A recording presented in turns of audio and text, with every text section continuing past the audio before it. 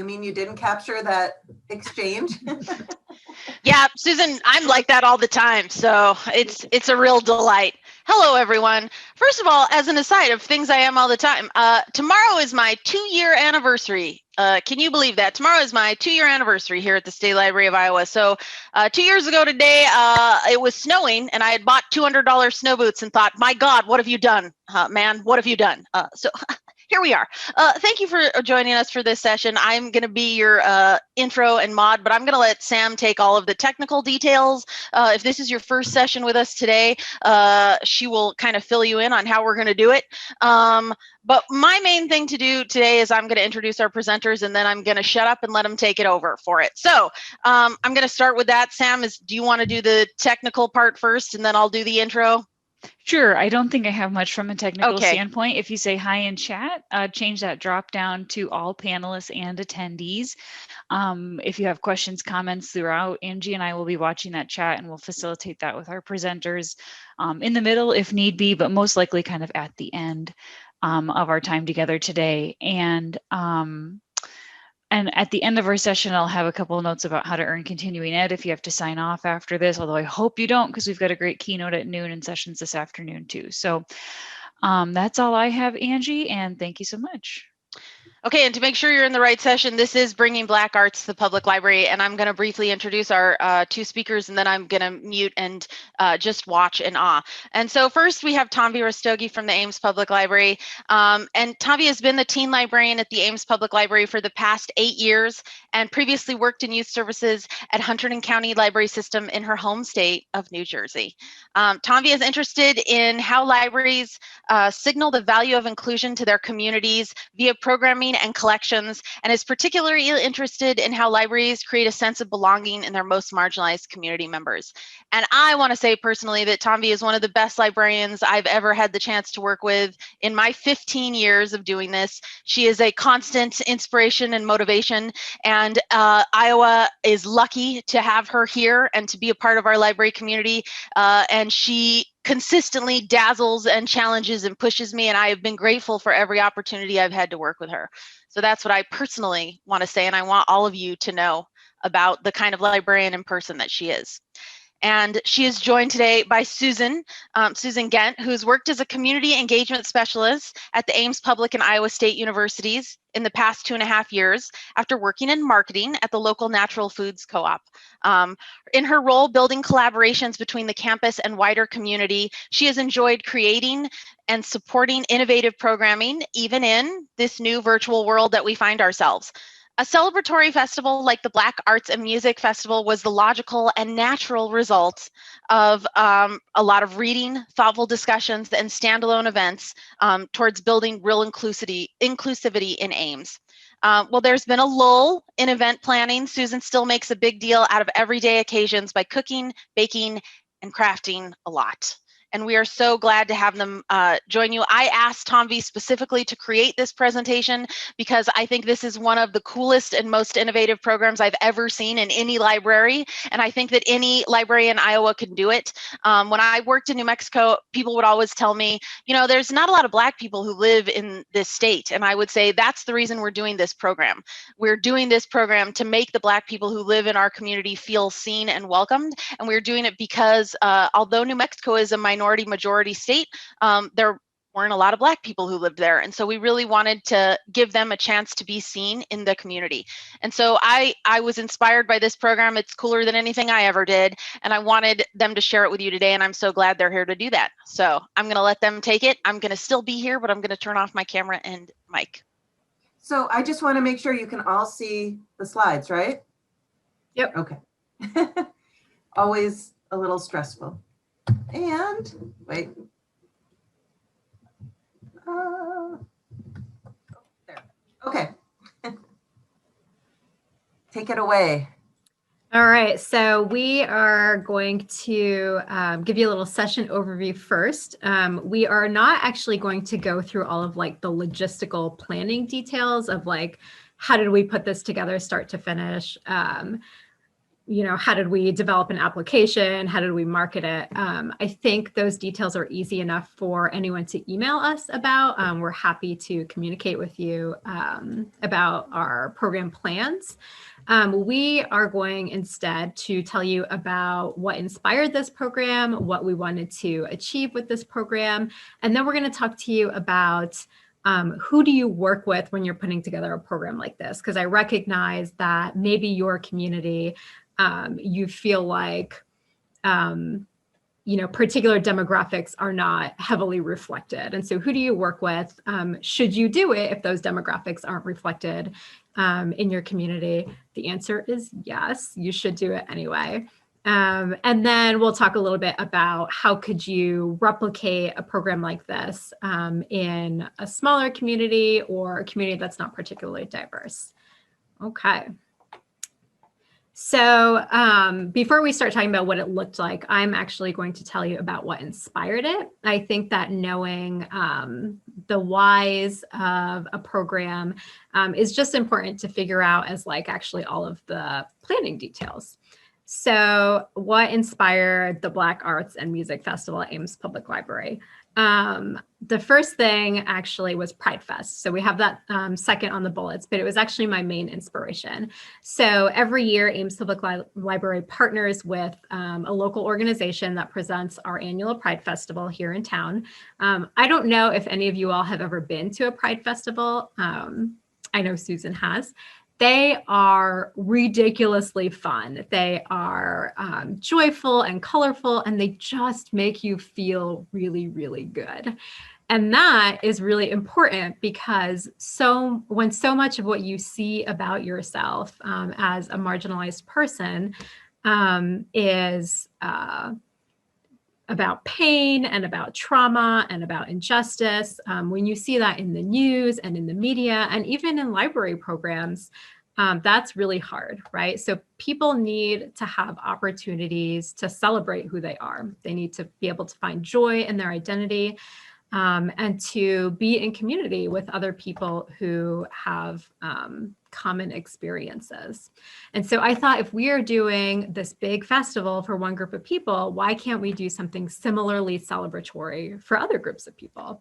Why do our Black-centered programs always have to be about a really traumatic history? Why are they always civil rights stuff? Why are they always like Jim Crow stuff?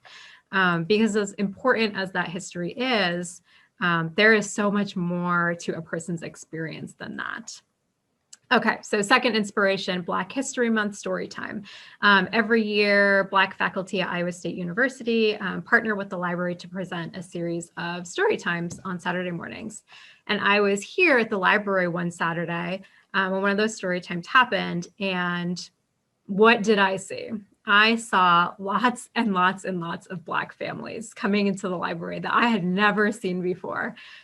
People with small children, people who were excited to attend these programs at the library. I feel like that is 0% surprising, right? Because we are all librarians and we know that representation matters. But clearly it was evident to me at that point that we were missing out on programming for a particular demographic. And then my last inspiration was Amara, who is this adorable teenager here in these pictures.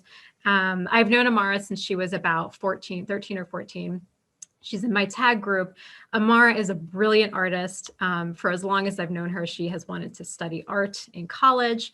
But Amara had no Black artist role models or mentors, and she couldn't really see her place in the art world as a young Black woman. And I was like, well, I can give Amara that experience through programming. We can do this programming and she can connect to other Black artists. And so Amara, you can see the picture on the right, she actually ended up presenting as an artist at BAMF. And she did make connections to other Black artists. She has maintained those relationships a year out.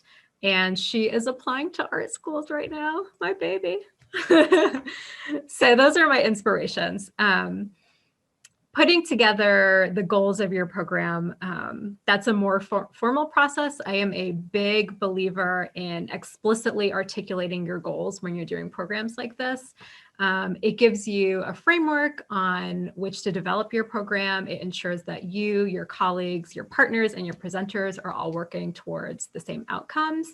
And it gives you ready answers in the event of criticism or situations in which you need to justify devoting resources to these programs, or just answering questions about why you're doing this from your board, your coworkers, your community members.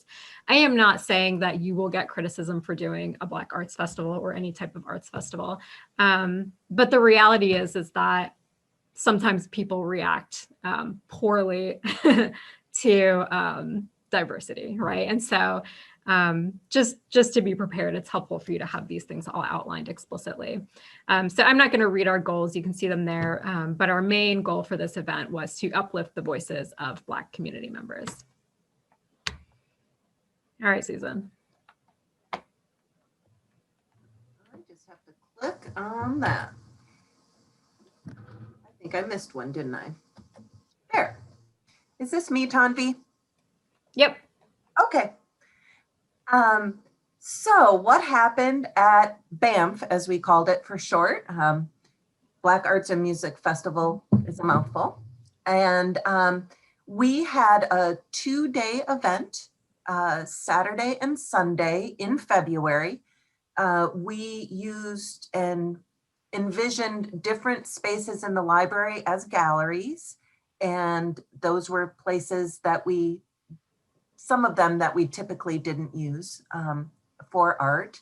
We incorporated performing arts. We had spoken word, dance, lots of music. It was a celebration.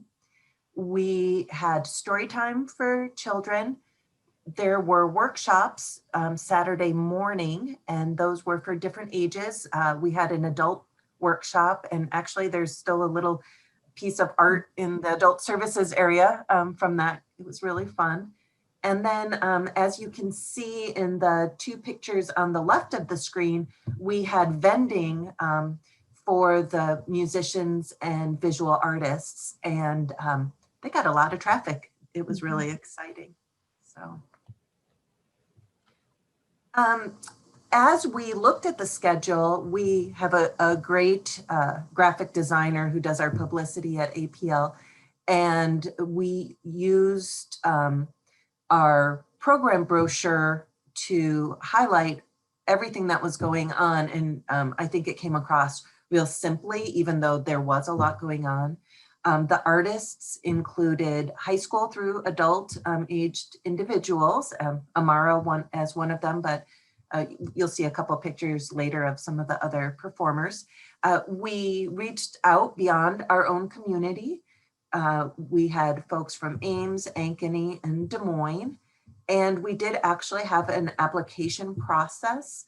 I'm 55 and white, and I don't think the African-American community in Ames wants to hear the rap music I like. So it was really a great way to make sure that we had authenticity in choosing all the performers. And we had a lot, as you can see. So this is how the schedule was presented to the public. And this reflects Tanvi's very, very, very good programming and planning, and saying so-and-so is going to be here, and then they're going here at that time. So behind the scenes, we had quite the schedule, and it worked. And there's a picture of one of our performers.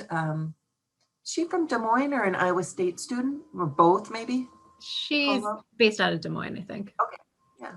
Unfortunately, I missed some of the performances because I was doing the art events, and that's something else. We all had our specialties, I think.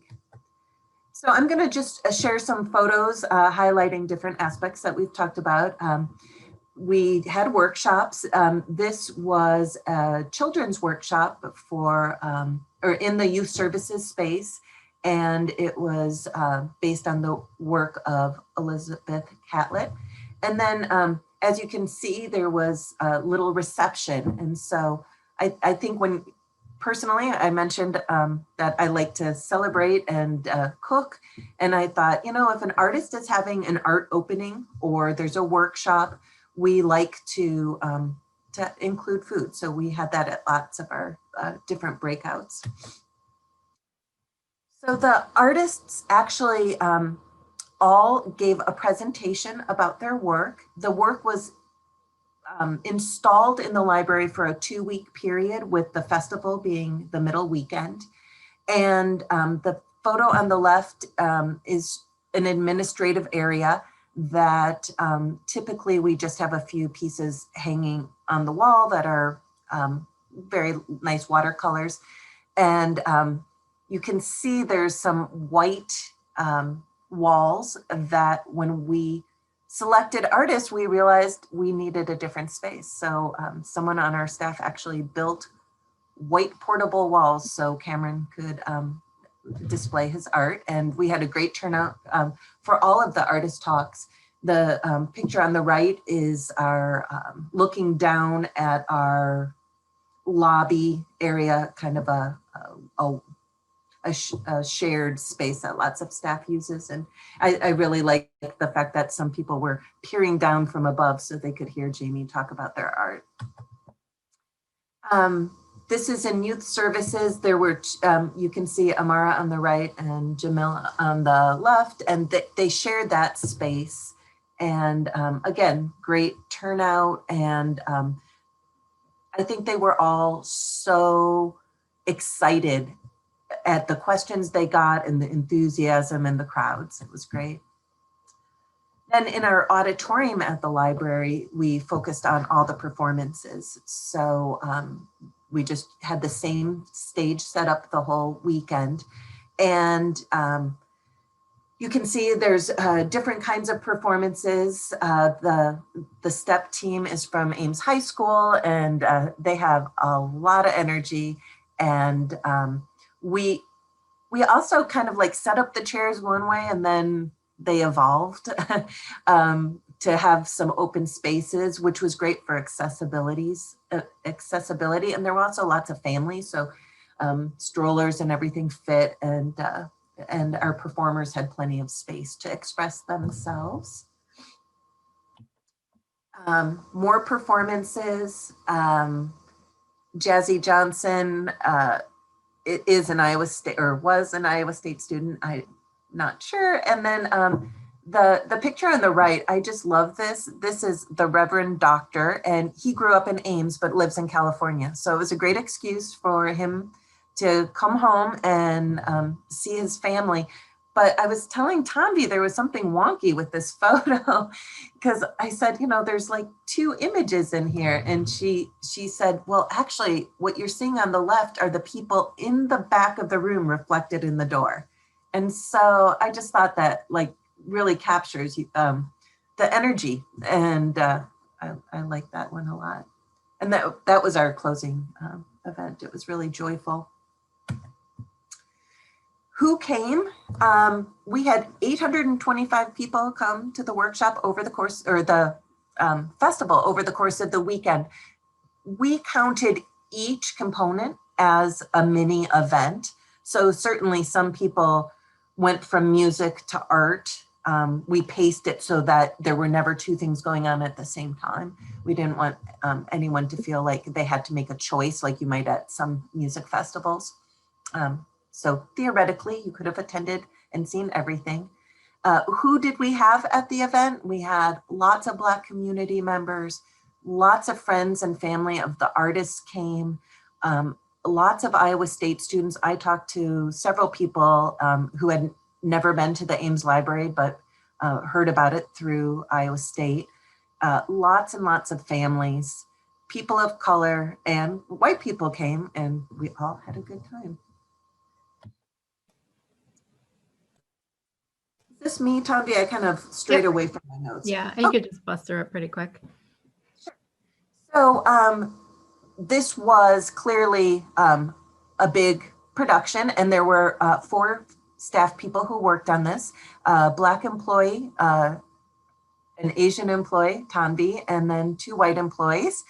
And we did hire a Black community member as our MC to really lend authenticity, and she was dynamite. And we did have a sound team. They were not Black people, but it provided a lot of consistency with the different artists. And then we partnered with lots of different organizations to help spread the word, and also to help us find those artists and support those artists. So you can see who we reached out to. There's Jamie with their art. Okay, so why did we include a slide about who was involved in the planning of BAMF? So clearly, just to give you an idea of like what it took to plan it, right? It was pretty staff intensive. It was pretty partner intensive. But the main reason that we felt it was important to include that slide is because just as important as figuring out the logistical details of your planning of an event like this is figuring out who to work with, right? Who you work with on diverse and inclusive programs is super important. There is a phrase that goes, nothing about us without us. I think it was coined by a disability rights activist. Angie, you might know, someone could put it in the chat if they figure it out. But I love that phrase, nothing about us without us, because including the people for whom you're developing your programs helps ensure that you are doing those programs correctly and that you're doing them well. It means that your programs will be culturally respectful and relevant to your audience's needs and interests. It reduces the likelihood of accidentally causing harm. I know we're all nice people and we want the best for our patrons and our community members, but just because we have good intentions doesn't mean that we aren't going to accidentally perpetuate stereotypes, misrepresent an aspect of somebody's culture and identity, or somehow inflict some other type of microaggression. And we don't want that for our community, right? We want them to feel comfortable and safe and not uncomfortable and unsafe. So when we include the people that our programs are intended for in the planning process, we are more likely to center their needs and their interests and their experiences. So in this case, it was the needs and interests and experiences of Black presenters and attendees, rather than centering our own. I am not Black. It is, I can make a decent educated guess about what would be meaningful to a Black audience, but it's really helpful to actually work with Black people who know. And so the whole point of a program like this is to see cool art and to see cool performances, but it's also to give people the opportunity to tell their stories in their words, in their voices. And that's a lot more likely to happen when they have a say in how a program is developed. Next slide. So if no one on your staff belongs to the underserved, marginalized community that your program is targeting, does that mean you shouldn't do these programs? And obviously, of course, the answer is no, you should still do them. Find an organization or a community member. You can work with a museum, you can work with a religious center, you could work with an advocacy group. If you can't find those, find a person, like one person, right? And these organizations and these people do not need to be local to you. They don't need to be in your community. I think a good lesson of the pandemic, for me personally at least, while doing online programs, is that we can work with anyone, right? Like we can literally find anyone in the world and have them do a program for us. If not in person, then certainly online. And when you do finally find someone to work with, give them the opportunity to decide what they want to share in this program. This is someone's chance to share their truth and their reality, in this case as a Black artist.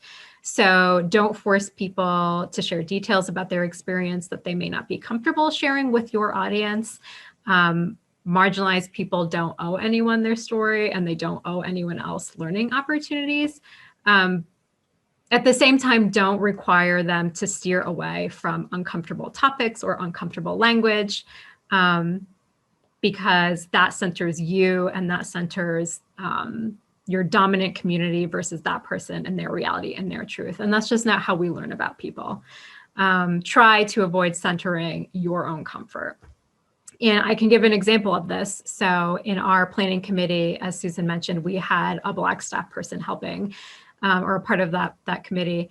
And we had conversations about, should we ask people to self-censor their language in their performances?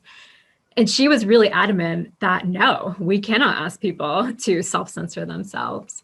And we did end up having performances, and maybe some of the artist talks too as well, where there was some language used that would certainly make people uncomfortable, right? But those performances would not have been anywhere near as meaningful without it. It wouldn't have had the same impact and punch. It wouldn't have shared the same sentiment, right? It was necessary for those people sharing their realities. And it was fine. It was fine. But we needed her there to be able to say so. Remember that this work, even when it's just with one or a few people, it not only helps you build relationships, but it also helps you start to develop trust between the library and underserved communities that may not have been there before. I can tell you, I grew up in a very low income single parent home in New Jersey. We lived less than a mile away from the library. I could have walked there, and my family did not use our public library. And there are reasons for that. Finally, please pay people for their time and their labor and their emotional labor. It is hard sharing your reality with people who may not always want to hear it, or who may not react in a positive way. So if you can, please pay them. Okay, but your community is mostly white. I hear that, right? I live in Iowa too. I see the state. That is okay, right? Public libraries, what are they for? They exist not only to show us who we are, but to show us our world. And diverse and inclusive programs and collections help connect our patrons to the wider world, to new ideas, to new experiences, and they prepare people to live in a multicultural society. Whether or not people want to believe it, we live in a very multicultural society. And so we are doing people a really good service by doing programs like this. Plus, our mission statements, our programming policies, and or our strategic plans basically mandate that we do inclusive programming, or at least ours does here at Ames Public Library. So our strategic plan includes the language, develop best practices for collaborative partnerships in order to amplify a diversity of ideas, cultures, and experiences, and foster community understanding. And our mission statement is, we connect you to the world of ideas. Side note, if you do not have a program policy, I would highly recommend developing one, because if you are taking on the responsibility of developing diverse and inclusive programs in your library, there is no guarantee that when you leave your organization, someone else is going to pick up that mantle. But if it is in your programming policy, it is far more likely that they will continue. And that if someone gets grouchy in your community about it, you have your programming policy to point back to. And then finally, do it anyway, because there probably is someone in your community that holds a marginalized identity, whether or not it's Black or something else. Doing diverse and inclusive programs signals to those community members what your library values and who your library welcomes into your space. And it also signals to everyone else in your community who you welcome. And that answer should be everyone. Okay, other considerations. I'm flying through these slides because I want to make sure we get to everything. Okay, so I'm going to talk about this briefly. This is sort of a larger philosophical thought that maybe some people think of and maybe some people don't. But before you get really excited about doing inclusive programs, one more thing to consider is how is your community potentially going to respond to these programs? Because like I said earlier, the reality is that people do not always respond well to diversity. I know this from personal experience here in Ames. So consider, is there a possibility that your presenter may be met with some sort of hostility, whether it's explicit or implicit, whether it happens on social media or whether it happens at the program itself? And if so, be honest with your presenter about that possibility and let them decide what they're comfortable with. So in the online world, maybe they pre-record their presentation instead of doing it live, and you do it that way. If they are still interested in doing a live program, if you're doing it online, maybe you recruit trusted staff or volunteers to like really watch your chat like a hawk and be ready to eject people if necessary as quickly as possible. We know that Zoom bombing is a thing. So, you know, just be ready to address that. And if you're worried about censorship, check your social media policy. Because a lot of times there's language in there about moderating things that happen on social media or in programs. Basically, just take care of your presenters and your attendees. We don't want to inflict trauma on people, and especially marginalized people. So it's good to just be prepared, consider what might happen, and be ready to mitigate it if necessary. Okay, I flew through this. Susan, it's all you. Well, we recognize that not all libraries across the state of Iowa are as large as APL. And so when you think about what's realistic, you might not want to try to coordinate 7 performers, 5 artist talks, and 3 workshops, plus food. I definitely recommend dropping the food. That was pretty complicated. You can take some of these components and try them out in smaller batches, so to speak. A single program. Several of our performers were younger folks who didn't really have enough material to do, say, 45 minutes. So maybe 2 artists together could work together. And then that might also create some synergy for them as performers or speakers. Something else is we don't have to do programming in this case for African-American people only during February. It happened because of our schedule that really worked. But we can spread diverse programming throughout the year. So, you know, maybe once a quarter, try to have some kind of diverse programming or event. And we also had an application process, which was a lot harder than we expected it to be. It was a lot to ask the judges or the people evaluating those programs to put a lot of time into it. We learned some things if we do it again with that process that will make that a little faster, but it's okay to just make those choices. Perhaps with your programming partner, have the NAACP help you find a speaker or an artist that they want to feature. Something else that I was rereading my post-event notes that didn't make it to the slide is splitting it up. So if you do want to have workshops and performances, you don't have to do them all on the same weekend. Or in our case, maybe we could have had the workshops down the street at a local arts organization where they're already set up for painting and crafting. So those program partners can be more tapped in different ways. And again, just acknowledge that artists and marginalized artists deserve to be paid and be upfront about what you can offer.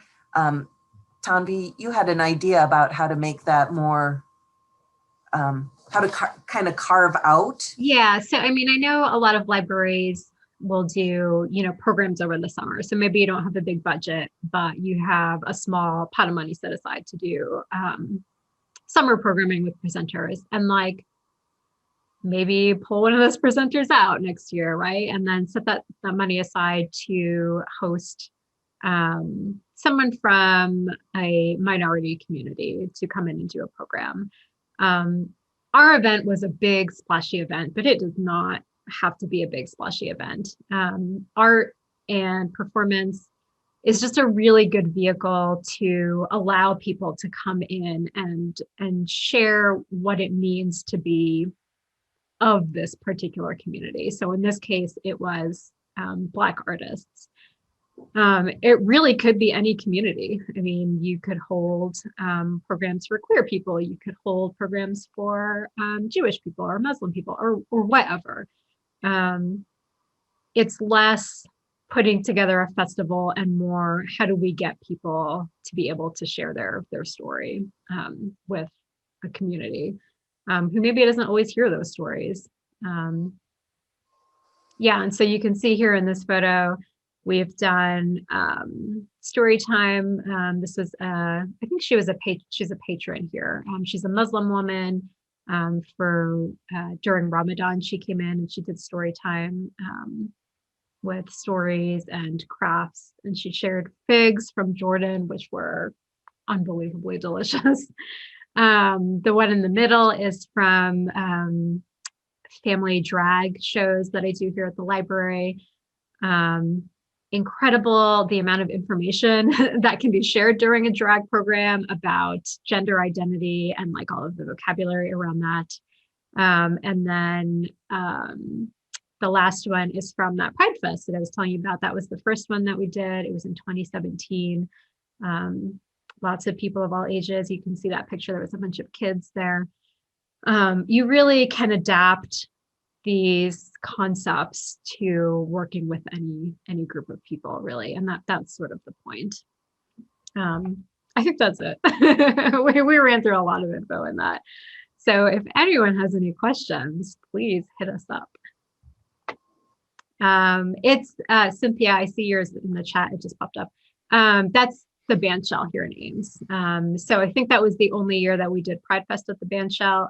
It rained, it stormed, there was lightning. We had to like break everything down for a short while. So we haven't done it in the bandshell since because it was incredibly muddy. But it worked for that one year, I guess.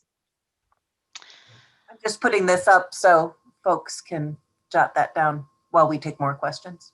Yes, and I will point out that I will be leaving Ames Public Library in a week from tomorrow.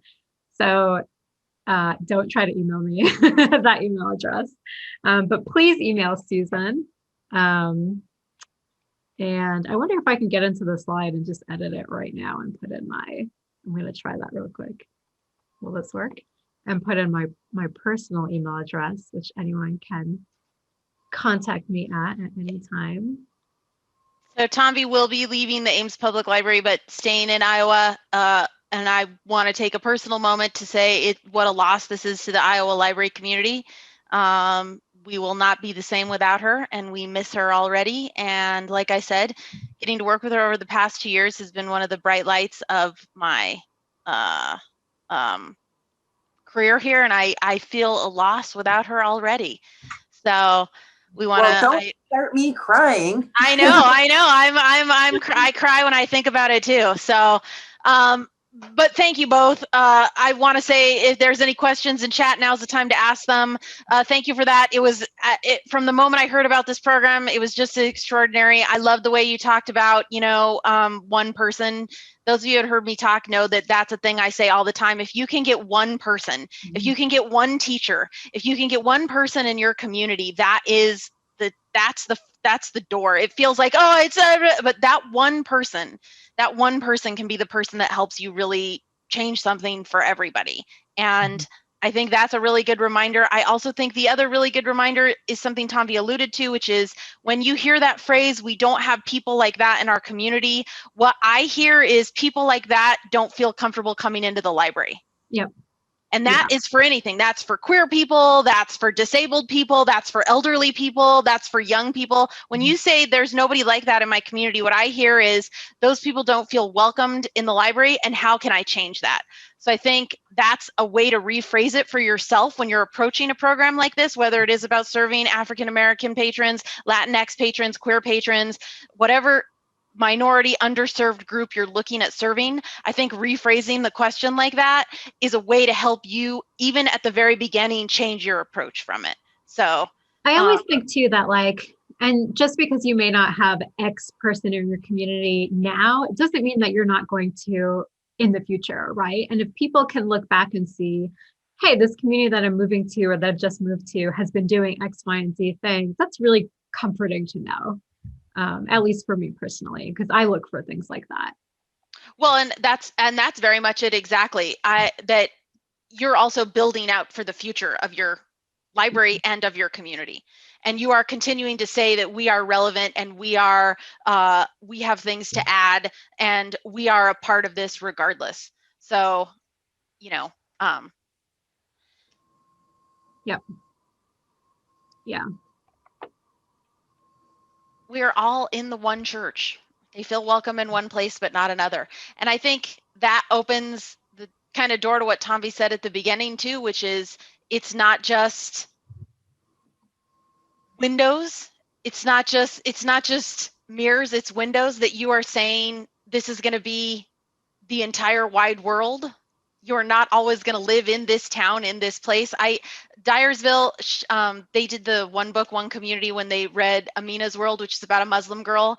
And the librarian there, Kim Herman, some of you know her. And one of the things she did when she was talking to the local Catholic school who was feeling, I don't know if we should read this, I don't know.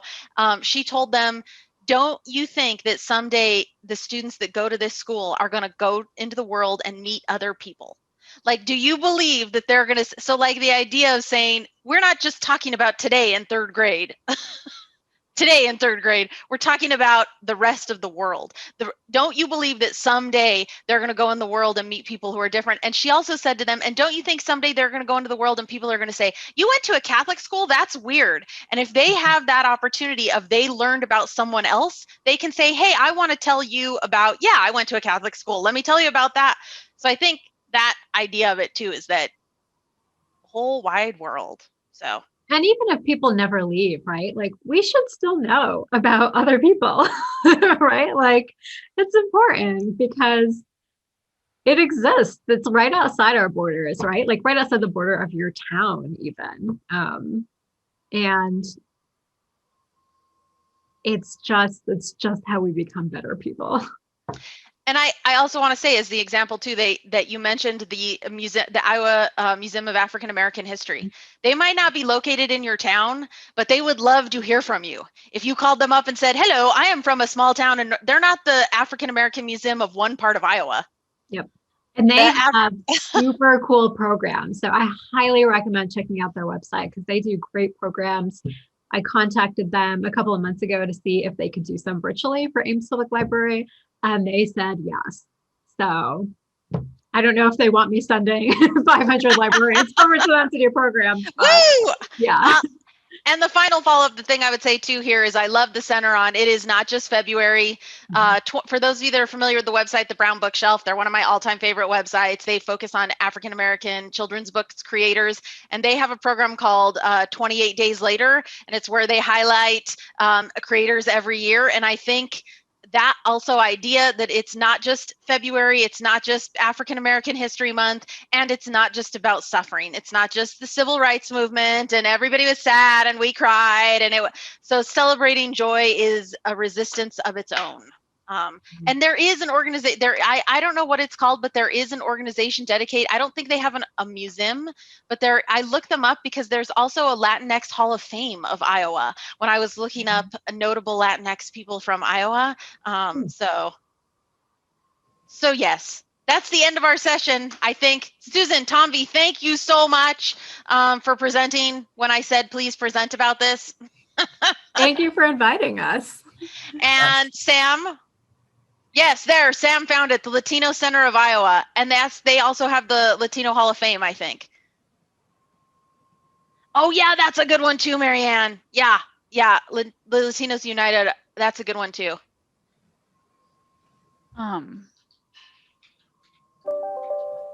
Just a second. I'm looking up. Oh yeah, in Cedar Rapids, there's also an African American History Museum. I'm not sure how much they do statewide. That's the one. That's the one. Okay, Yep. perfect. Mm-hmm. Yep. Here's the website for that. They do a lot of stuff. They do a lot. They're cool. They're super cool. Mm-hmm.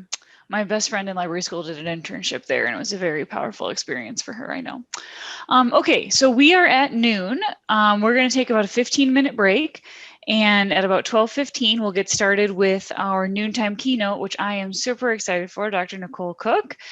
And Angie will be handling introductions for that as well. If you are unfortunately unable to join us for Dr. Cook's presentation or any of our afternoon session, I'm going to put the link to the continuing ed form in the chat. So fill that out. Let us know which sessions you did go to, and we'll add the credit to your Iowa Learns account. A huge thank you to Susan and to Tanvi for being here today. I'm going to also just stop the recording.